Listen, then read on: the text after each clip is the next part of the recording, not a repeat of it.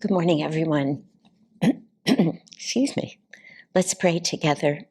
Heavenly Father, Divine Mother, friend, beloved God, Jesus Christ, Babaji Krishna, Lahiri Mahashaya, Swami Shri Yukteswar, our beloved Gurudeva, Paramahansa Yoganandaji, saints of all religions, friend and guide, Swami Kriyananda.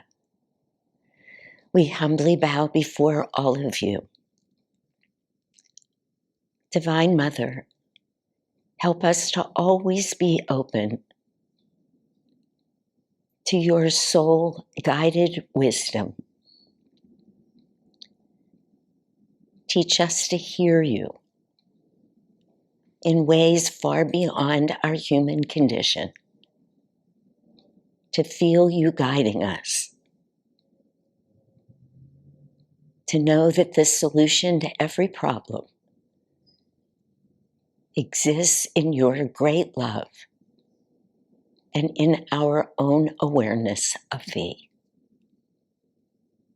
Om. Peace. Amen.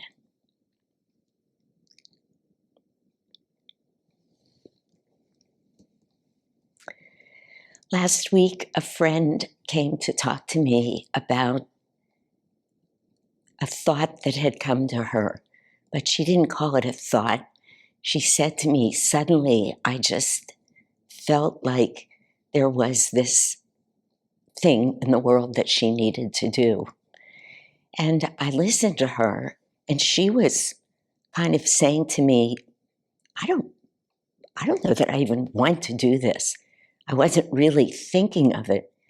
But for the last few days, every time I sit down to meditate, it comes to me, this is yours.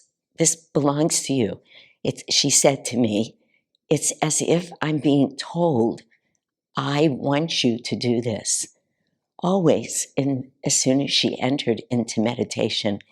So we spoke about it for a while, and I realized that this was it felt this way to me, let me say it that way, a true inspiration for her. And the thought came to me that true inspiration, not something that we sit down and think about and try and plan or work out, or even when we're trying in our conscious minds to sort through a problem. But when something comes to us in those flashes and it draws us and it gets our attention, and it just feels instantly, when we leave our egoic self, that part of us that's saying, I don't want to do this. I remember reading, there's a book that I've read many times called Callings. It's by a man whose name is Greg Lavoie. And although long ago I got rid of almost every book in my house that wasn't written by one of the great masters on this path, there's about 3 or 4 books that I kept, literally. And this book, Callings, was one of them, because it speaks so beautifully throughout the whole book to our teachings. A little bit of a different language, but to me a very useful language. And one of the lines from that book that I've always remembered is he said, a friend of his once remarked, you shall know the truth and it shall make you nap. You know, it's like every once in a while we hear the truth and it's like, I'm just going to go to sleep. Sometimes we just don't want to hear it. But when it's the truth, it does often keep coming back to us. And I said to her, you know, inspiration is so personal. It's so specific. When it's true inspiration, it comes to us and it not only belongs to us, but it's really coming from that state of higher consciousness. And no matter what our mind is trying to tell us, If it keeps coming, and if we know, then we need to pay attention to it, because it's for us. And it's that soul call that's saying to us, this is yours to do. And again, it matters. I've told this story many times. Even recently, it's come up a couple of times, but it's here now again. So when I was at the meditation retreat one time and meditating in Babaji's cave, not really thinking about anything, but meditating. And this cave is just that. It's an underground cave. It holds you. You feel contained in there and surrounded by Babaji and these other masters. I don't know whose idea it was to build that cave. I should find out, but it's a fabulous place to meditate at the Ananda Meditation Retreat. Suddenly, I was not really even asking for anything, but I felt these masters behind me. There is no behind me there, by the way. It's just the entrance and exit to the cave. And I just felt them saying, we are about to ask a lot of you. Well, that's not exactly what you always want to hear in your life. It's like, what does that mean? They're telling me it's a lot? But I was in Babaji's cave and meditating. But then I felt them saying, always remember who's really doing this. When you get concerned, remember who's doing it. And then they told me, and if you forget, find the nearest altar. It was a very, I'm sure you can feel, very beautiful experience, and beautiful because it felt divine. It just absolutely had that feeling to me. So I really wasn't afraid. It got my attention when I heard the opening line, but I wasn't afraid. When these things come, when you feel them, when they just come in a flash like that, uninvited almost, though that's not the right word, but not studied, you're not looking for something, you have no emotional investment in it. There's no desire around it other than to know God's will sometimes. I love this book called Talks with Great Composers, and I highly recommend it. It's a beautiful book that was written by a man. The author's last name is Abel, Abell. He had a conversation with Brahms, the composer, the great composer, that went on for hours and hours in 1896. And Brahms said to him, I will speak with you, though he hadn't spoken to anybody about the whole topic of this discussion. He said, but you cannot publish this until 50 years after I'm gone. And just as I was meditating a little bit right before I came out here, I thought to myself, because I've always wondered, why was that true? The book doesn't say, why did he make him wait 50 years? I thought, Brahms had so many beautiful experiences with God. I might read to you a little bit from the book because it's transforming to read it, where he said, I would always sit down with God. I do want to read his words to you. He said, I always contemplate. He starts out by talking about Beethoven and how Beethoven said all of his music came from God. Beethoven was very clear about it. In fact, there's a very funny story that's told that was the truth, and it was confirmed again here by somebody who was present in this book, where a very great violinist was practicing a brand new violin concerto that Beethoven had just written, and he had just given it to him. And this wonderful violinists who Beethoven often brought in to play his music complained to him and said, "Look at how you wrote this." He said, "It is impossible for the left hand." And Beethoven, who was known to be very fiery, very powerful, he just shrieked at this man. That's the word that Brahms used, shrieked at him. And the words were, no, I can't find them, but I'll tell you. The words were, "When I composed that piece, it was being given to me by God Almighty. Do you think I care about your left hand?" You know, it's just, you just cannot deny an inspiration. Play it. And in a way, I thought that violinists better also ask for the same inspiration, because that's how we meet an inspiration, something that's come to us from soul consciousness. We have to raise our consciousness and to meet it. And it's precisely what Brahms said. He said, to realize that we are one with the Creator. This is Brahms speaking, but he said, as Beethoven did, is a wonderful and awe-inspiring experience. This sounds so much like Swami Kriyananda to me. He says very few human beings ever come into that realization, and that is why there are so few great composers or creative geniuses in any line of human endeavor. Again, this is a quote from Brahms. He said, "I always contemplate all this before commencing to compose. This is the first step. When I feel the urge, I begin by appealing directly to my maker, and I first ask him three most important questions: whence, wherefore, whither." He said, "Then I immediately feel vibrations that thrill my whole being."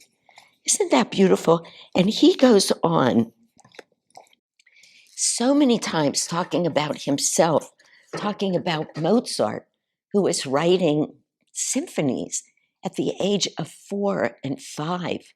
And of course, long before I knew anything of what I know now of a spiritual path, I used to say to people, no 4 or 5-year-old can do that. He's hearing that symphony. And I didn't really know what I was saying, but it turns out, of course, it's the truth. That's what happens, that we appeal to some infinite source, some all-knowing, all-pervasive source of all knowledge. And we say, this is what I need. Swami Kriyananda always told us that. He said, you don't just sit down and wait for any inspiration. You ask for something. Swamiji would say, I would sit down and pray and say, I'm looking for the music that will convey this feeling or this image, or this is the story that I'm telling him. And then music just came to him. In my own tiny little way, I've just been blessed with so many experiences like that in my medical practice. But I wanted to share a story with you. It didn't come back to me until just 2 minutes before I walked out here. In 1996, I moved to Baltimore and I joined a medical practice there. And just suffice it to say, it was much more of a life-changing experience than I ever imagined, in large part because I was a Californian to all those people in Baltimore, and whatever people carried about California, most of them had never been out here, but their images of free-spirited, hippie-type people who ran around in various stages of dress or undress, and I was like a phenomenon. People would just be staring at me all the time. I always felt like they were waiting to see what she was going to do next. I actually got along beautifully with those people. We developed very quickly a real connection of the heart. This was at the very beginning. One of the first patients that I saw, this woman came to see me, and she was depressed, and she had that affective depression.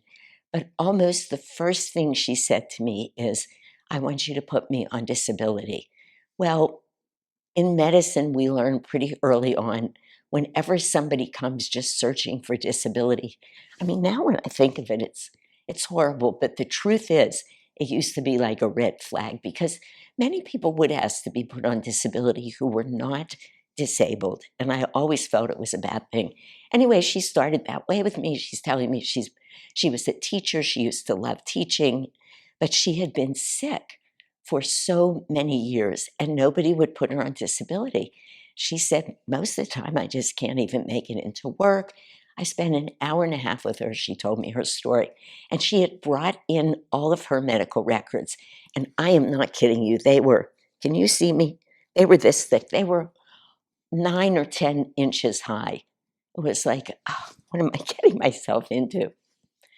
That night, when I went home, I prayed about her. And I said to God, I would like an answer. I do not want to just write this woman off like she's depressed and she's looking for a way out. I feel something about her, and I want you to show me what is happening with her. And I sat and I meditated, and then I went to bed, and I had a dream about her that night. And in my dream, she had a huge target on her belly. Huge. That's all I saw. She probably weighed, she was a big woman. Let me just say that. So the next day, I went in, and it was like calling me to the bullseye. And I studied her records. I looked through her records, and I found two things. Every single doctor's visit that she had had a fever. That's one thing that you don't make up. And I realized, though she had not told me, that she had had gastric bypass surgery. So I called the gastroenterologist that my friends told me to call, because I didn't know anybody. And I said, I don't know. I could be just walking down a weird path and you don't know me at all. I said to him, but I actually have pretty good intuition in medicine. That's often how I find things. And I didn't tell him about my dream. He would have written me off faster than I was about to write her off. But I said, she has had a fever and she had gastric bypass. He said to me, that is very significant. Now, I don't want to spend a whole lot more time, but it turns out that this woman had a rare complication of gastric bypass surgery that was chronic liver failure. She was very close to dying. I got, really, it sounds so dramatic you could think not, but God himself sent her to me and gave me the answer. But I prayed believing. I prayed. I opened myself up to that source of inspiration and said, give me the answer. Just like Swamiji would say, give me everything he ever did in life. Or Brahms would say, I'm looking for the music. I'm not really comparing myself to those great souls, believe me, but I am saying that even those of us who live much more common experiences, who have much more spiritual progress to make, when we open ourselves up to that soul consciousness, that solution orientation, when we ask, when we believe that that's where the source of everything will come from, even if just for that moment, great answers come. That gastroenterologist worked this woman up. Her liver was almost not functioning. She had these huge, what are called varices, a backup of blood into her esophagus that were this close to bursting, rupturing. People die quickly from those things. She was treated. She lived. She's probably still alive. I would say for at least 10 years, every year at Christmas, she would send me, even after I moved back to California, this beautiful, handmade, huge gingerbread house, literally made from gingerbread and chocolate and candies. How she got them to California, almost always not missing a piece. Great gratitude.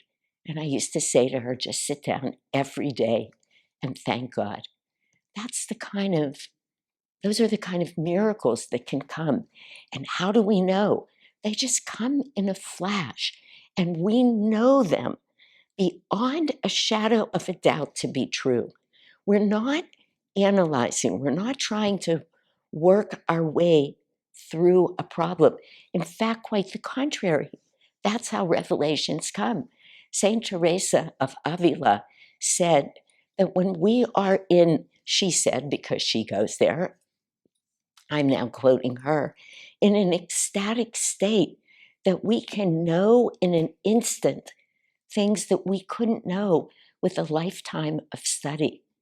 Look at what happened with Einstein, and he himself said it. He knew the theory of relativity came to him in a flash. It took him 10 years to be able to translate that into scientific equations and proofs that his colleagues could understand. And the other thing is that they are personal, just like what came to me last week when that friend was speaking to me. And I said to her, when God speaks to you like this, because it's so specifically for you, other people might benefit from it. We've all benefited from Einstein. We've benefited from everything that St. Teresa said. We've certainly benefited from Beethoven and Brahms, but they're very personal.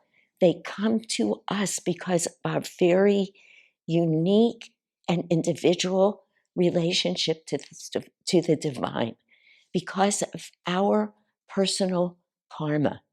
And we find over time, if they're a true inspiration, they can be proven again and again. Most revelations, as Swamiji speaks about it so beautifully in his book, The Hindu Way of Awakening, which I read this chapter last night. Most of the time we're talking about revelation as something that's related to a spiritual path, but not always.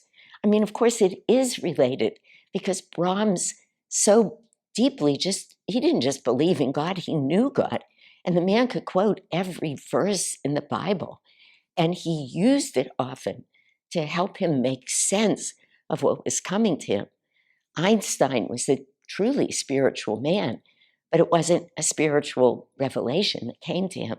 It doesn't always have to be that way, but it's the truth, and it's got that power, and it has that experience of uplifted and expansive joy that we experience when we plug into the truth. And we always can. And it doesn't always look huge. I said to this woman, that's your next job in the world. That's your next seva. God himself came and told you that. So don't ask yourself, do I want to do this? Do I not want to do it? Everything that came to me in the meditation in the cave after the masters came, it's time to rewrite the way we teach Raja Yoga. Now is the moment. We're putting this in your hands, Shanti. Start Kriya Satsang groups. Not just me, but they told me these things, a list of about 4 things, any one of which I would have thought, that's a year's worth of work. But they reminded me, if you feel overwhelmed, remember who's doing it. And then that joy comes. Hey, I'm doing this with God. And not only that, the extraordinary privilege of being invited in that way. Whether it's big or whether it's small, God comes and he says, here, honey, I'm going to give you this task to do.